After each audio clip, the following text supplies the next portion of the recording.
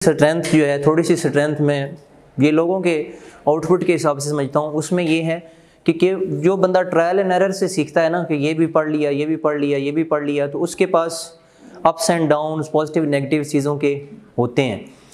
तो वो आपके लिए काफ़ी जो है वो बेनिफिशियल होगा कि आप अगर उस पर थोड़ा सा अमल करेंगे। तो आज मैं अगर भूल भी जाऊँ तो आपने मुझे याद करवाना है 5 ईयर पेपर्स जो हैं उसको हैंडल करने का जो है एक तरीक़ाकार जो है, और उसमें से क्या क्या आपके एंड पे टास्क होगा जो आपसे सरे दस्त आपने वो परफॉर्म करना शुरू कर देना है। बुक का बेटा ये है कि बुक्स का ना यहाँ पे बड़ा ही रिवाज और फैशन है बताने के हवाले से।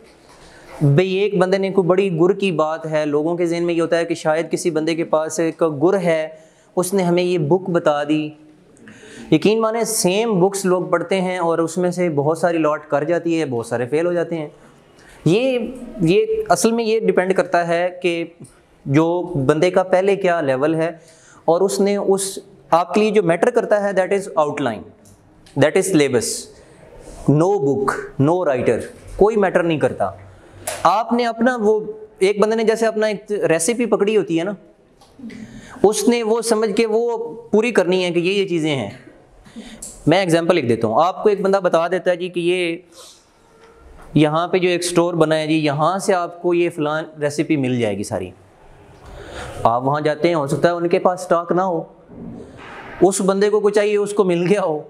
बहुत सारी किसी बुक को उठा के देखें, मैं आपको उसमें से लूप होल, उसकी डेफिशिएंसीज फिल फोर उसी वक्त निकाल दूंगा कि ये देखें इसमें ये चीज़ें जो हैं इस तरह से अवेलेबल नहीं है जिस तरह होनी चाहिए।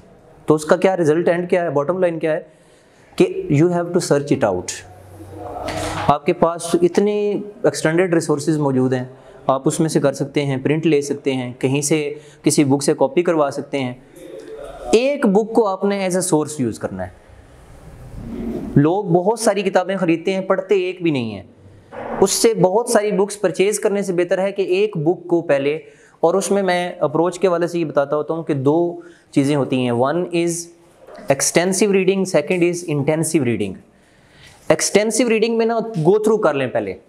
आप जितने लोग हैं, चंद आने वाले हफ्तों में, महीनों में आप टास्क रखें, कंपलसरी ऑप्शनल अपने सीधे करें। कंपलसरी तो सब के लिए मस्ट है, ऑप्शनल वाले अपने सीधे करें कि ये सब्जेक्ट्स हैं। उनकी एक एक बुक अच्छी रिकमेंडेड कोई बुक गो थ्रू कर दें। सिलेबस डेफिशिएंट है, नहीं है, जो भी है, एक मरतबा वो एक्सटेंसिवली जस्ट गो थ्रू हो जाए। फिर आप अपनी आउटलाइन अपने हाथ में रखें और उसमें से अपने टॉपिक्स जो हैं वो मैच करते जाएं। और बेस्ट उसके लिए जो रिज़ल्ट है कि कहाँ पे वो क्या वो किस हद तक ये चीज़ किस तरह से आएगी, वो पास पेपर है। आप पास पेपर निकालें, वहाँ से आपको मालूम हो जाएगा कि इसमें से आउटलाइन में किस तरह से उसने इसको कवर किया है। तो ये चीज़ आप ये अप्रोच याद रखें। अच्छा, कल हमने सिलेबस आउटलाइन को डिस्कस किया था और उसमें हमने ये बात की थी कि हमारे पास टोटल 7 डायमेंशंस हैं, 7 चैप्टर्स हैं, 7 टॉपिक्स हैं, जिससे मुख्तलिफ एंगल्स में हमारे से क्वेश्चन पूछा जाता है इस्लामिक स्टडीज़ में। ये इसी में से होता है but not limited to it, क्योंकि उसी में से वो चीज़ें कुछ डायमेंशंस और निकाल लेता है। वो कौन कौन से थे? पहला कौन सा था? इंट्रो, इस्लाम का तारुफ। दूसरे नंबर पे सीरत तैयबा। तीसरे नंबर पे ह्यूमन राइट्स या इंसानी हुकूक। चौथे नंबर पे इस्लामिक सिविलाइजेशन। 5वें नंबर पे इस्लाम एंड द मॉडर्न वर्ल्ड। छठे नंबर पे Islamic jurisprudence and public administration. और 7वें नंबर पे इस्लामिक सिस्टम्स। ये 7 हमारे पास जो है ये थे, ठीक है।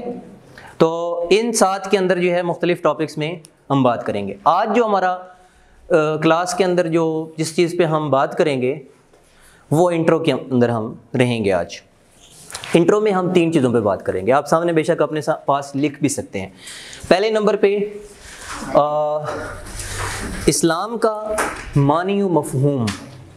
इस्लाम का मानी व मफ़हूम क्या है, हम इस्लाम को क्या समझते हैं, इस्लाम एक्चुअली क्या है। उस मानी व मफ़हूम में 2 तरह के मीनिंग्स के ऊपर हम अमूमन बात करते हैं। एक लुग़वी मफ़हूम होता है, लुग़त का डिक्शनरी मीनिंग। दूसरा होता है इस्तिलाही मफ़हूम। पहला पोर्शन ये हो गया। 3 मैंने बताए हैं जिस पे आज हमने, मैं बिल्कुल पॉइंट टू द पॉइंट रखूंगा चीज़। इसमें ये नहीं होगा कि बात है हो रही है और पता नहीं कहाँ से कहाँ निकल गई है, वो मैं शुरू करूँ तो आप बेशक बैठे रहें और मैं कराची की तरफ निकल जाऊँ। तो ये वाला काम पहला हो गया इस्लाम का तारुफ। दूसरे नंबर पे आज हम बात करेंगे इस्लाम का जो बिलीफ सिस्टम है उस पे, अकायद, ठीक है। और तीसरे नंबर पे आज हम बात करेंगे अरकान पे, आमाल पे। अब मैं इन तीनों को इकट्ठा बोलूँ तो क्या क्या होगा? इस्लाम का बुनियादी तारुफ, मानी मफहूम, दूसरे नंबर पे अकायद, बिलीफ सिस्टम, और तीसरे नंबर पे आमाल या अरकान, ठीक है। ये तीन आज हम जो है डिस्कस करेंगे। और इसमें अगर आप जो नोट्स बनाते हैं ना, उसकी भी मैं अप्रोच बता देता हूँ आपको। आपके सामने अभी जो है मैं बिल्कुल एब्रीवेटेड फॉर्म में एक चीज़ रख देता हूँ। जब आप नोट्स बना रहे होते हैं तो उसमें भी मुख्तसर इसको इस तरह करें कि वो जो ट्री या फिश बोन डायग्राम्स जिस तरह हम स्टैटिस्टिक्स में बनाते हैं वो लगें, ताकि आप उसमें अप्रोच में इजीली उसको जो है वो देख सकें। जैसे ये है इस्लाम का तारुफ। इस तारुफ में हमने ज़ाहिर है उसके लिए मानी व मफहूम समझना है। उस मानी व मफहूम में दो चीज़ें हमने समझनी हैं, एक उसका लुग़वी मानी और एक इस्तिलाही मानी। ये अब इसमें आपके पास तीनों जो है एक लाइन में आ गए। इसके बाद क्या है, मानी मफहूम समझने के बाद हमारे पास अकायद पे हम आ जाते हैं। अकायद में हमारे पास तीन हैं मेन, जिसको हम डिस्कस करेंगे। एक हमारे पास होगा अकीदा तौहीद,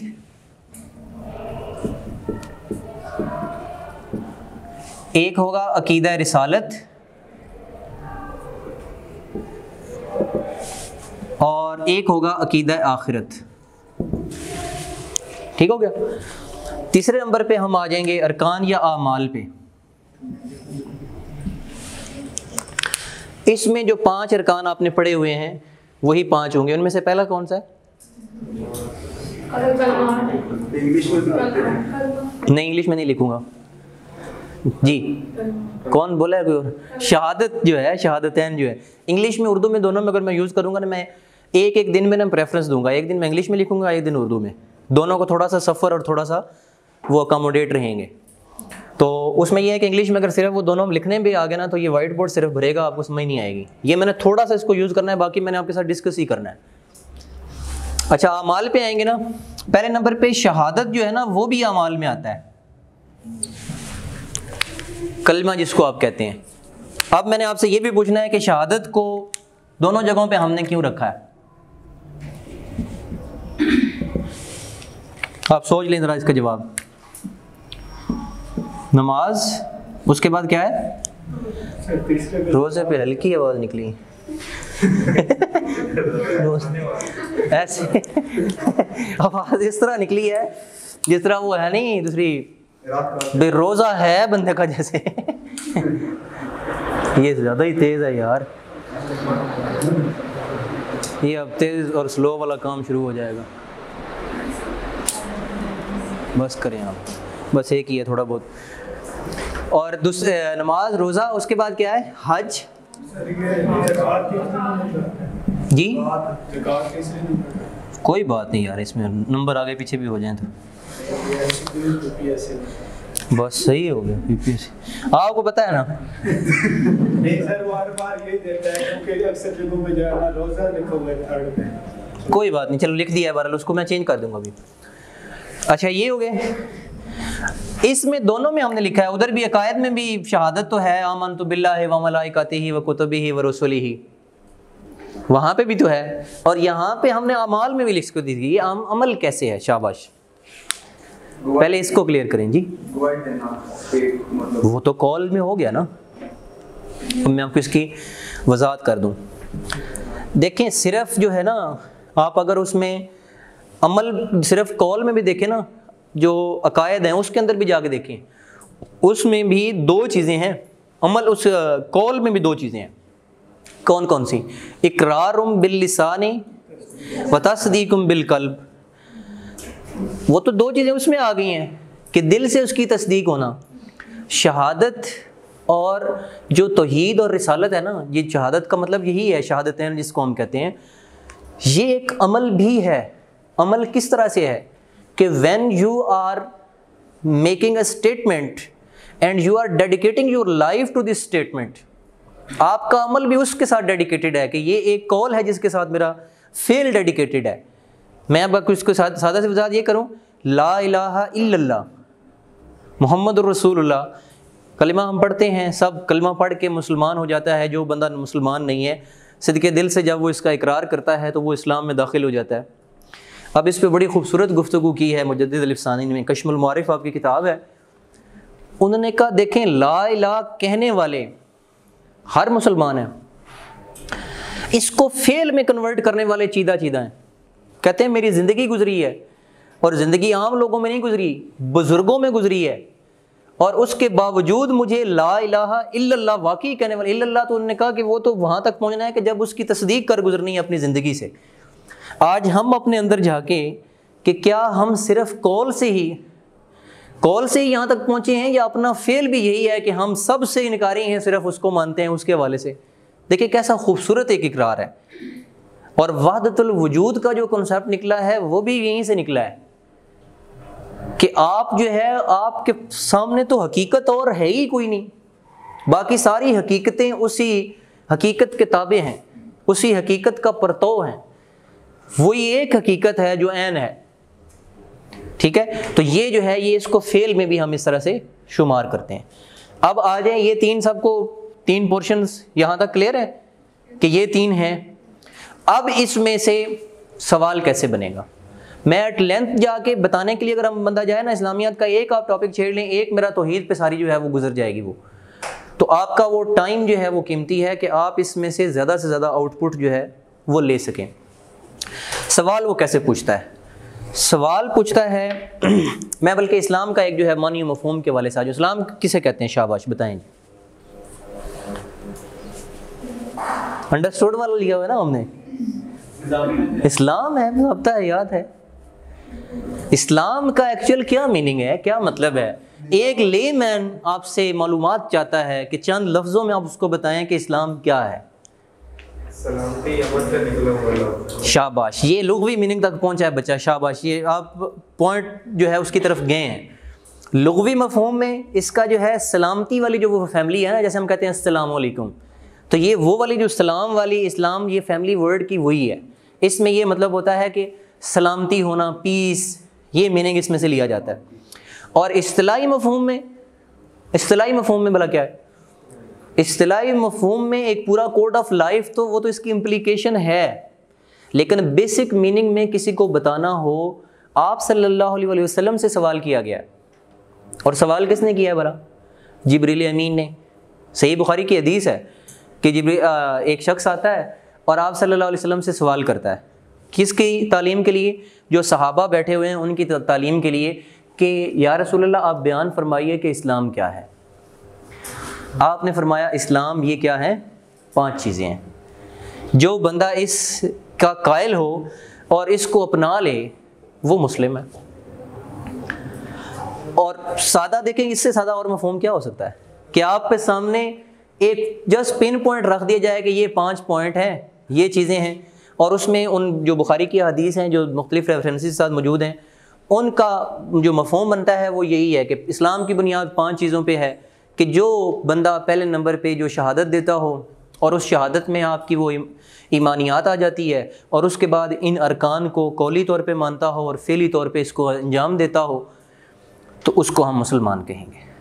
और इसको फिर इसकी जो नौइयत है, इसमें उलमाए किराम गए हैं तो उन्होंने ये फरमाया है कि जब आप अपनी मर्ज़ी को सबमिट कर देते हैं, दूसरी इसकी डेरिवेशन में जब हम जाए ना इस्लाम के, उसमें यह है कि इस्लाम इज़ द सरेंडर, सबमिशन। आपकी अपनी मर्ज़ी जब मर्ज़ी खुदा के ताबे हो जाए, आप अल्लाह की मर्ज़ी के सामने अपनी मर्ज़ी को तोड़ दें, ख़त्म कर दें, उसमें सबमिट कर दें, तो उसका मतलब ये होगा कि आप इस्लाम में दाखिल हो गए हैं और आप मुसलमान हैं। फ़ौरन बंदे के ज़हन में बड़ा सवाल क्या आता है कि हम तो सारी ज़िंदगी गुनाह करते हैं और हम अल्लाह ताला की मर्ज़ी के ख़िलाफ़ जाते हैं, तो क्या हम इस्लाम से निकल जाते हैं? तो ये है असल में वो बात इस तरफ जाती है कि उससे मुराद ये होती है कि ये इस्लाम का यही तो ईमान की जो मजबूती और जो कमज़ोरी है वो इसी से वाज़ेह होती है कि कोई बंदा इस्लाम का कितना कायल है, उसके लिए क्या देखना चाहिए उस बंदे की ज़िंदगी को देख लेना चाहिए, उसकी जो नमूना है जो अमल का है उसको देख लेना चाहिए कि वो कितना इस्लाम का कायल है। और जितना वो इन चीज़ों पे अमल करता जाएगा उतना उसमें वो मजबूती आती जाएगी, जितना वो उसमें पीछे जाता जाएगा। देखें, कहने की हद तक तो यही होता है। देखें, आप एक बंदे को भी कहते हैं, अपने माँ बाप को कहते हैं कि मुझे आपसे बहुत मोहब्बत है, आप उनकी एक बात ना माने, इसका मतलब क्या है कि you are defying your particular statement by your action. आप एक्शन से अपनी स्टेटमेंट को डिफाई कर रहे हैं। तो इससे फिर क्या होता है, ईमान में ज़ोफ़ आता है, ईमान कमज़ोर होता जाता है कि जितना बंदा, और फिर यही उसका रिज़ल्ट होता है कि जब, अब आपको मैं ये बता दूं कि अब तो वो दौर है कि ये मौका है कि इतना को कमज़ोर हो जाता है। बंदा सवाल करे कि कितना ईमान कमज़ोर होता है, तो इतना कमज़ोर हो जाता है कि बंदा इसी शशोपंज में पड़ जाता है कि क्या ये बात ठीक है या वो बात ठीक है। अगर बात शुरू करें तो हमने कहाँ से शुरू की थी बात इस्लाम में? सबमिशन से। जब सबमिट कर दी, एक बंदे ने वदियत कर दिया, लिख के दे दिया कि ये चीज़ ऐसे है, मैं यही बात मानूंगा, इसी पे चलूंगा, और फिर उसको डिफाई किया जा रहा है। इसका मतलब भला क्या है कि वो फिर अपनी कोई थॉट है उसकी, वो वैसे उसने लिबादा एक अपने ऊपर वो ओढ़ा हुआ है। तो ये इस्लाम के मानी व मफ़हूम में, लुग़वी में सलामती वाला, और इस्तिलाही मफ़हूम में कि जो 5 चीज़ों पे बुनियाद है इसकी, इस्लाम की। अब हम आ जाते हैं अकीदा तौहीद में। तौहीद का बताएं शाबाश क्या होती है? अल्लाह पे ईमान, अल्लाह की वहदानियत पे ईमान।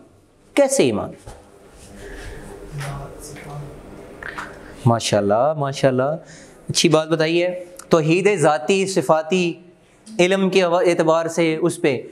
अच्छा, एक मरतबा ना इसने सवाल इसमें से जो पूछता है ना, तो सवालों में थोड़े से ना तीखी फीकी चीज़ें मिसालें डालता रहता है। कहता है जी कि तौहीद पे आलिमाना तबसरा करते हुए,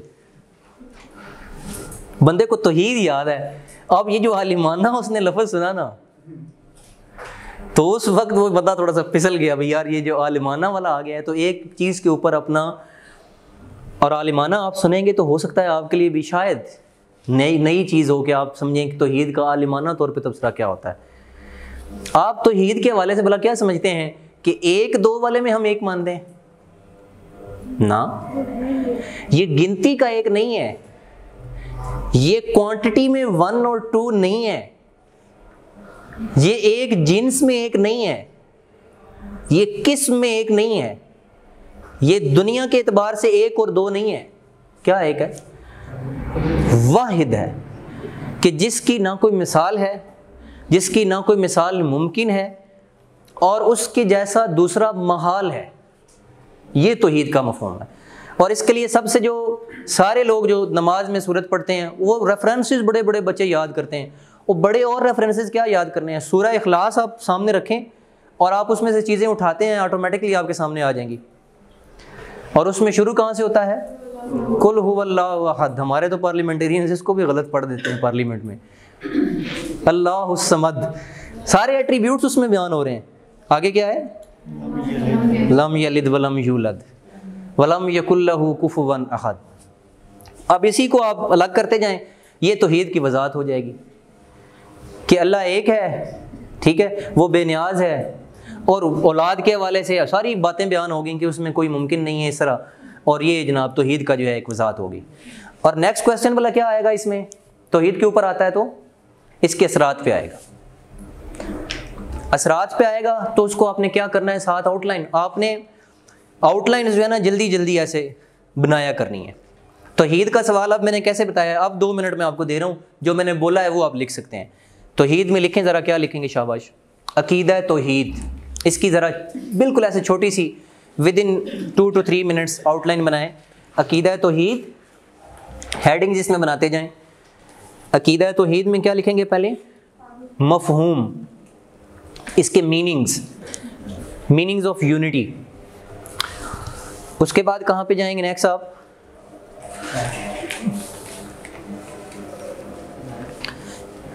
इस्तिलाही मफ़हूम पे जाएंगे। इकट्ठा भी बयान कर सकते हैं, कोई मसला नहीं, जो आता हो एक ही जो है उसको लेके चल पड़े, हर चीज़ में ये मस्त नहीं है। और आप इसमें वजाहत में क्या पेश करेंगे? कुरान से आप वजाहत इसकी करने लगेंगे तो आप सूरह इखलास का हवाला दे देंगे। अरबिक लिखने की ज़रूरत नहीं है, ट्रांसलेशन सिर्फ लिख सकते हैं, उस पर इक्तिफा कर सकते हैं। और नेक्स्ट इसका पार्ट इस क्वेश्चन का आएगा तो वो भला क्या बनाएंगे, अकीदा तौहीद के असरात। असरात में डिफरेंट हेडिंग से पूछ सकता है, इंसानी ज़िंदगी पे असरात, सिर्फ थोड़ा सा बेंट उसमें आएगा, बंदे की इनफरादी ज़िंदगी में अमल के ऊपर इसके असरात, ऐसे चल पड़ेगा। अगर सिर्फ असरात को ओपन रख देना तो निहायत आसान सवाल है, भला कैसे ओपन होगा फिर ये सोशल, सारे उसमें डायमेंशन में चले जाएंगे आप। असरात के अंदर अगर हम आए तो क्या आएंगे, इनफरादी असरात, इनफरादियत में फिर आगे जो है उसके बाद समाजी, इखलाकी, रूहानी कह सकते हैं, और इज्तिमाई असरात। कौन कौन से, थोड़ा स्पीड पकड़ा करें ना, जल्दी लिखा करें। इनफरादी, समाजी, इखलाकी, रूहानी, ये अब अंडरस्टूड आपने ले लिया है ना। अखलाकी और रूहानी में क्या फ़र्क होगा, शाबाश बताएं, कौन बताना चाहेगा। एक तो तैयार बना कोई नहीं होता यार। इखलाकी में मतलब हम दूसरों के साथ भी रिलेट कर रहे हैं। This is the point, when related to others, behavioural, ethical, और जब विद इन द पॉइंट जो है अपने रूह के ऊपर असरात, कि अपने बंदे की ज़िंदगी जो है वो किस तरह से ढलती है और किस तरह उसका असर होता है, वो होगा तो उसको हम कहेंगे कि ये रूहानी है। लिख लिया आपने, लिखें लिखें जनाब। वैसे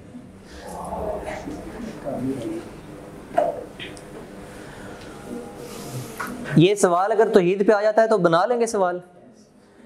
जो लोग पूछते हैं ना रेफरेंसेस, आयात कितनी लिखनी है और कितनी आयात याद करनी है, खुदारा इतनी ज़्यादा ना याद करें, सिर्फ ज़हन में ये बनाएं कि उन 35 to 40 मिनट्स में कितनी आप लिख सकेंगे।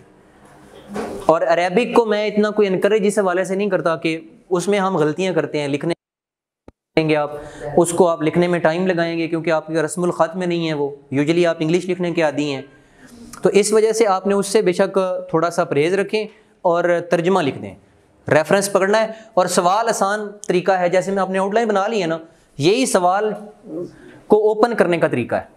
5 पॉइंट बनाए छोटे छोटे ऊपर, और उसके बाद नीचे क्वेश्चन को ओपन करके अपना लिखना शुरू कर दें।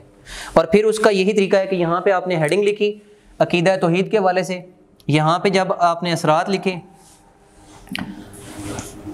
तो इसमें जो अखलाकी फॉर एग्जांपल था, अखलाकी में कोई एक बताएं। इखलाक सबसे बेहतर है, इखलाक की बेहतरी आ जाती है, इसकी वजाहत आपने ऐसे करते जाना है। उसी में इखलाक के हवाले से आपने असर लिख देना है कि जो बंदा तौहीद का कायल है उसका इखलाक जो है, उस दरस तौहीद का ये है कि तुम में से बेहतर वो है कि जिसका अखलाक सबसे बेहतर है। तो कभी उम्मीद ये है कि जो बंदा तौहीद का कायल हो जाएगा उसके अखलाक में बेहतरी आ जाएगी। किसी भी तरह से आप वजाहत कर सकते हैं। एक और बात इसमें कर दूं, कई लोग ना हेडिंग लिख के ना फिर उसी हेडिंग के तरफ पे हो जाते हैं। हेडिंग ऊपर लिखी है ना, फिर उसी में 2 सेंटेंसेस इस पे लिखेंगे कि तौहीद के अखलाकी असरात इस तरह होते हैं। आपने दावा कर लिया अखलाकी का और ऊपर लिख लिया है, अब उसकी आगे कोई दलील ले आए, कोई चीज़ लिखनी है तो वो लिखें। और अगर आप रेपिटेशन में यही करते जाएंगे कि आप हेडिंग लिखेंगे, उसी हेडिंग के लफ्ज़ों की वजाहत करते रहेंगे, तो उसको पता चल जाएगा कि ये बात बंदा सलाम दुआ वाला ही है सिर्फ।